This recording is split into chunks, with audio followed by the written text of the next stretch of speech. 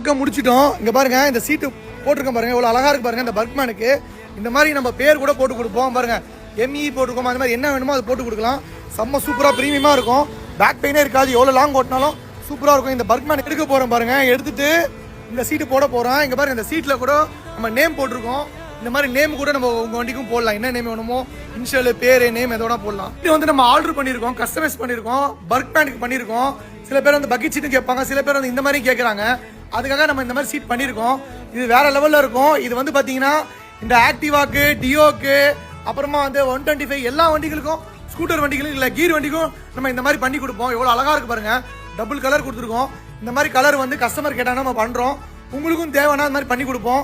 செம்ம சூப்பராகவும் இருக்கும், நல்லாவும் இருக்கும். எவ்வளோ லாங் ஓட்டினாலும் உங்களுக்கு பேக் பெயினே இருக்காது.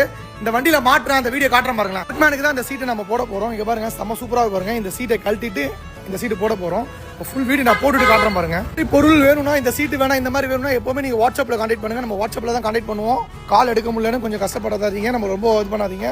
வாட்ஸ்அப்பில் கான்டாக்ட் பண்ணுங்க. சூப்பராக இருக்கு பாருங்க. நீங்களே கமெண்ட்ஸில் சொல்லுங்க.